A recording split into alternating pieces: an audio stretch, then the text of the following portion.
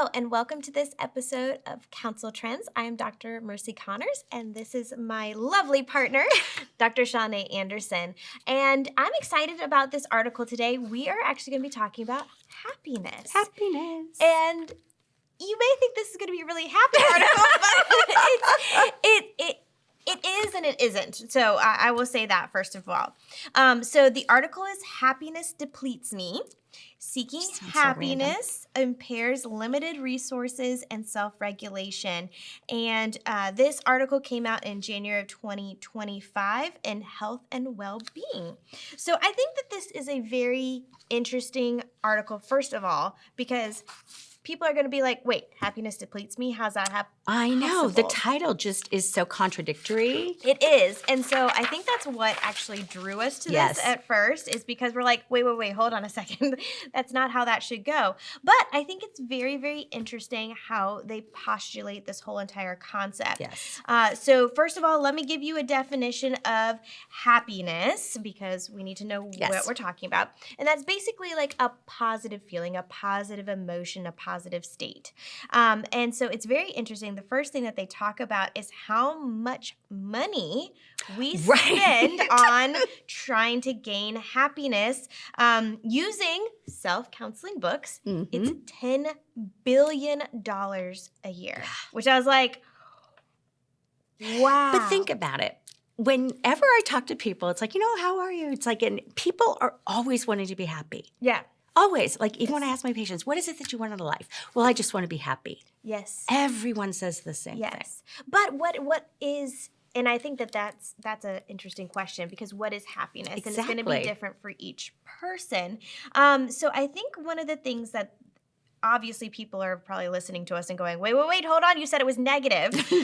So one of the things that this study actually is talking about is that people who pursue happiness, so this is called happiness-seeking behavior, okay, can actually be problematic because they don't get what they actually are looking for, because they become depleted in the action of trying to gain it. Which is wild. Yes, but it makes sense. It does. They call it the happiness paradox. Yes. And it's interesting because I think if you talk to people, if you look on social media, I think there's always like these memes out there of, you're not going to find happiness in the journey, or, or your destination. It's in the journey. Right. Or things like that. And you're like, well, yeah, because the destination's Hawaii, so of course I'm going to be happy there. You know what I mean? But I think it's interesting that they're talking about this as far as it comes to depletion of resources. Right. And then depletion of self-regulation. So when they talk about resources, they mean like your internal resources of like effort and motivation and those kind of things. But then it also talks about self-regulation, as in it's hard for you to stop yourself from doing certain things, and which makes sense. So it's bringing it back to, in a lot of these self-help books, it's encouraging you to do things or to stop doing things. And so doing the things requires effort, and to stop doing the things also requires effort. So that's where they're going with this. So I think it's really interesting. They actually did 4 different studies, which I have to admit I appreciated, because the first 2 studies I felt like didn't really answer the question. So the last 2 studies are really kind of more of the exciting stuff. But basically the first 2 studies were looking at the differences between measuring the value of happiness. So how much does somebody value happiness?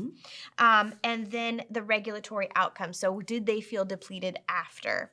Then the third study is really interesting because it's trying to activate your pursuit of happiness. So increase that ability of, I want to gain happiness. And so then, so it makes happiness an actual goal in the study.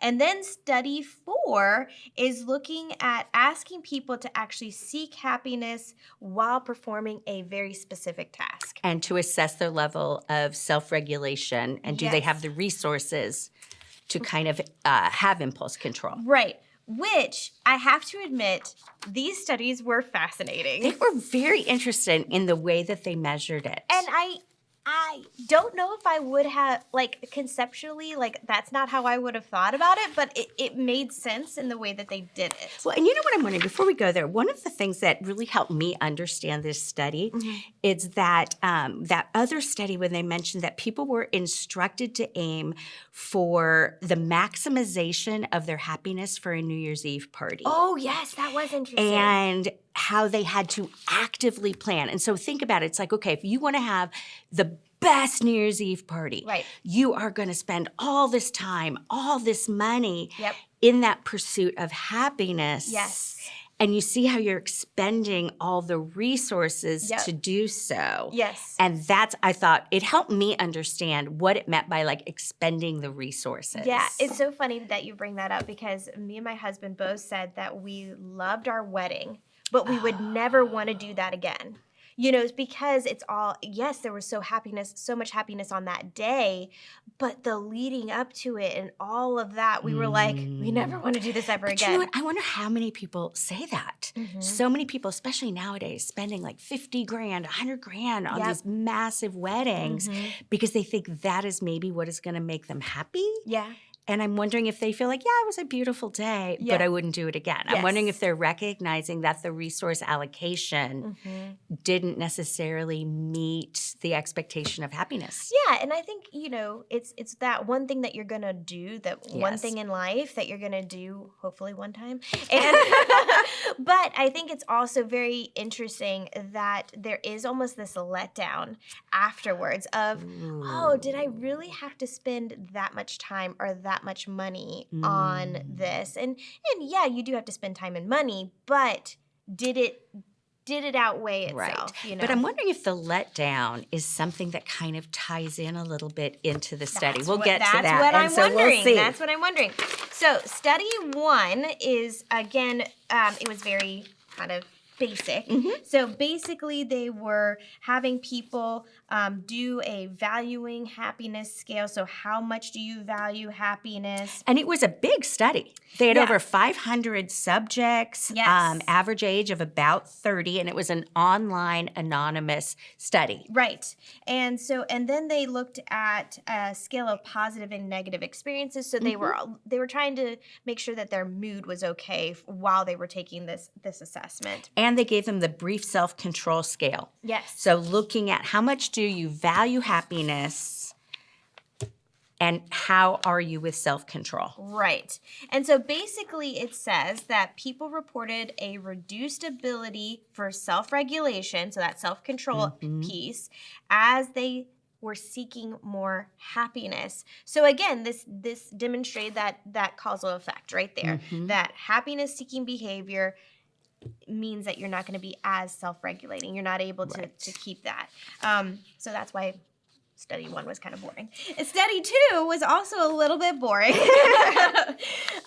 Basically the same type of thing. They you're going to have to help me with this one because this one's weird. They also had a strong number. They had, 369 participants. Yes. Again, almost 30. And they actually used a public university students for their subjects. So this one was funny, and weird. I literally wrote, "This sounds funny," next to it. Okay, so they had people have 5 different shapes: triangle, quadrangle, pentagon, hexagon, octagon, and they asked them how happy these shapes made them. I just think that's so odd. And it's very interesting. I'm not sure how that really helped, but somehow that helped them understand their mood. So how are they currently feeling? Then they gave them 12 consumption situations. So basically, would this pen or these glasses make you happier? Based on their own preferences. Yes, based on their own preferences. That one was very, very interesting. And then they asked you to rank certain product categories like clothing, travel, sporting goods, and the prices. So they put prices with them. And then you had to make decisions on what was most important and least important and stuff like that. So again, I was like, I'm not sure how this really helps us. But so what they determined from all of this is that the happy-seeking behavior negatively is related to the regulatory resource capacity. So even though they may seeking happiness was kind of a little bit more of their goal, they struggled with making decisions in that how would they categorize and which category they would give for themselves in a higher and lower pricing. But that's so interesting if you think about it, that if I'm trying to pursue happiness in something and then I have to make a decision, it's going to impede my ability to maybe have impulse control or assess what it is that I want. Right. And so I'm thinking just how this manifests just in our culture of how our whole culture is driven around trying to find happiness. Which is interesting because they took it in Study 3, they took it a step further. So now it's more on the advertisement. How is happiness, how do we determine happiness, or how do we seek happiness in different ways? So and this one was actually a traditional study in a field setting where they actually had a control group. Yes. So this brought in 36 different people, so just random people coming through the library of a college. Yes. And basically each person was given a control. Either they went to the control or they went to the happiness seeking although they didn't know it. They didn't know it. They were randomly assigned. So what was shown to them was an advertisement, a website advertisement for chocolate. In the happiness group, they were shown an advertisement that literally had happiness in the advertisement about chocolate. The other group was shown the same advertisement about chocolate, but no word of happiness in there. And then they had M&Ms there. A big bowl of M&Ms. And they were counting how many M&Ms they were eating based on which group they were in. And guess what? The happiness group ate more M&Ms. So let's talk about this. Again, I just think the way in which they constructed the study is just so interesting. Yes. So I watch an advertisement that talks about happiness, and then I end up eating more M&Ms compared to I watch an advertisement that doesn't talk about happiness, and I eat less M&Ms. Yep. It's interesting because I don't know if I would ever come up with the fact that it is about self-regulation that's curbing my ability to stop eating. I think I would think that, well, if I'm thinking about happiness, that maybe these M&Ms are going to make me happy. Right, and I think that's what the whole advertisement is about, is that these M&Ms are going to actually make you happy. That's where it's almost like so it's like a subliminal message. Yes. But what those studies really pointing out, it's because it's decreasing your resourcing ability for self-regulation and maybe impulse control. Well, and it's even talking about decision-making ability as well. True. So that was what the study number 2 is. And I think that's actually what makes sense here, is that the decision to eat candy, right, to eat the chocolate and the amount is influenced by that desire for happiness. It's almost like that happiness is such a strong pull that it will actually decrease your ability to make decisions, decrease your, that's kind of what I'm thinking. Well, and I'm thinking if I was in that study, if I was a subject in that study, watching an advertisement on happiness and then seeing those M&Ms, probably in my mind, I'd be like, okay, these are going to make me happy. I would start eating them, and then afterwards I'd probably feel sick and feel worse. Yeah. And I think that is one of the things that's very interesting, is that happiness seems to be very transient, very kind of amorphous and kind of like, you can't really grab it. Right. Yeah, it's almost like it slips through your fingers. Well, let's do the fourth one, because I think that one's also interesting too. So the fourth one is really, really interesting because we are actually looking at people making a choice to improve their happiness. So this is literally the goal, and now they can actually try to gain it, is basically what we're seeing here. So again, there was a compare comparison. So with a control group. So there's a control group, and then there's the happiness group. And so it's interesting because the control group was just making choices to improve their accuracy. Right. Which it's like, that's funny. That's another funny one. See, honestly, because I'm so weird, improving my accuracy would make me happy. That's what I thought too. Did you really? Yes. I was like, I'm not sure that actually controlled for anything. I agree. Or there's certain people like us that would be like, yeah, I'm gonna Exactly. I get that dopamine rush when I try to be accurate with something. So basically, this one, all participants were given 12 pairs of products, so like an iced latte and a green latte, or a green tea, and they were supposed to choose one that would either, if you were in the happiness group, which one would improve your happiness? So again, think about these two things, right? Does your glasses make you more happy, or does the pen make you more happy? Or does the glasses or the pen make you able to do a job better, kind of thing? And so it's really interesting because here is where it kind of gets a little funky. Yeah. So after they did that comparison thing, then they had to come in and do these whole anagrams, which I was like, I'm not even sure I could have done that before. I'm not sure. I don't know. You know, it was very interesting.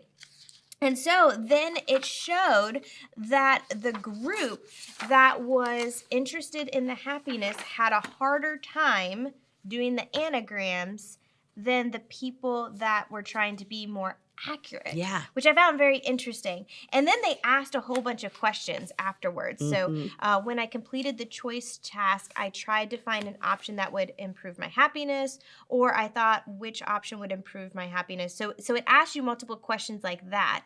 And then it said, when I completed the choice task, I pursue short-term happiness in my life, or I pursue long-term happiness in my life. And I'm like, I'm sure these people are like, what does this have? What does a latte and a green tea have to do with my long-term happiness? I don't know. It really was very, very interesting. So, but then what the results showed, because there was actually results here, it said participants in the happiness-seeking condition showed less persistence in solving the Enneagram. Yeah. Which I have to admit, if I'm wanting to be happy, I'm not going to necessarily pursue something that's difficult. See, I'm weird in that I do like anagram word tests every day for fun. Yeah. And that actually does make me happy. But I think I'm weird. I think that most people would not think doing something difficult makes them happy. But I think that this is what's interesting about it, is that they were talking about persistence. Right. So it's like, are they staying persistent to try to figure that out? But if they have almost this subliminal message of happiness, right? Is that going to decrease your persistence? Your persistence. So even though that anagrams may make you happy in general, if we're encouraging you to think about happiness ahead of time, would that decrease your level? I think I'm going to try that and see, because that's an interesting thought. So it's basically the energy expended in trying to be happy drains you of the ability to resist temptation, to make accurate decisions, to really do anything. Yes. Because you're so focused on trying to be happy. On this state, like this emotional, positive emotion that when we think about it, is pretty fleeting. Like, it's not very long, you know? So it's of course, very interesting studies. So basically, we know that happiness-seeking behavior. And this all determines on how much you value happiness. Yes. So they stated that at the beginning, is that if you put such a high value on happiness, that it's going to deplete you even more. Right. Because you're going to focus on it more. I almost feel like the advertising world knew this 40 years ago. Oh, yeah. Or 50 years ago. Yes. That they knew that our culture is so consumption driven and that we're all about, again, I just want to have a happy life. I just want to be happy. That maybe they knew somehow by making all of their advertisement around happiness, happiness, happiness, this will make you happy, decreases your impulse control and you're going to buy what they are showing. Which makes, makes a lot of sense. But it also makes me think about how much there is that depletion. Like people just feel depleted all the time. I'm almost wondering if the advertisements and things like that actually deplete, I think you're right. We're actually so tired of pursuing it that we're just tired. Or I'm thinking it's that letdown, like what you talked about after the wedding. It's like, oh, is this all that there is? Yeah. I mean, no. I love my husband. And I love being married to him. So if you see this, honey, that's not what was the letdown. But you know what I do think is interesting is what you just said, that it comes down to how much are you desiring happiness? Right. Which I think is very interesting because, one of the things I'm thinking of, and this actually was from my wedding, the pastor talked about seek first the kingdom of God. Yes. And then all these things will be added unto you. And that was, it's kind of a cool connection here. But if we seek first the things of the Lord, then it's all of these things that maybe are just bonuses. Right. Really in our life. And the thing I thought about the most, and we've talked a lot about this, is this new concept of flourishing. Right.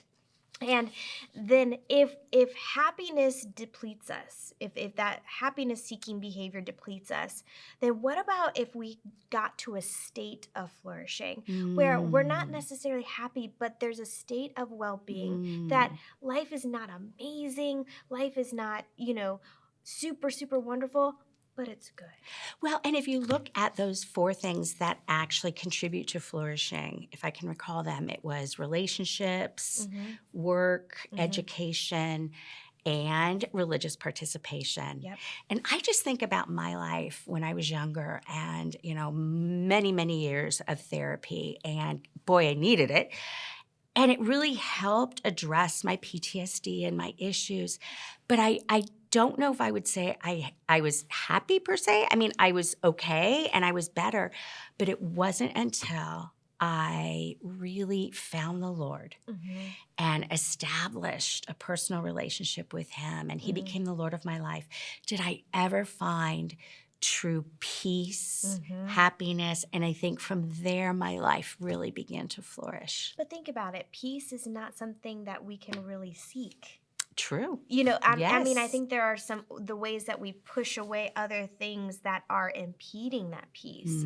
But that peace that passes understanding only comes from God. Exactly. And so it's not something that we can actually, grab onto or work at. It is something that is given.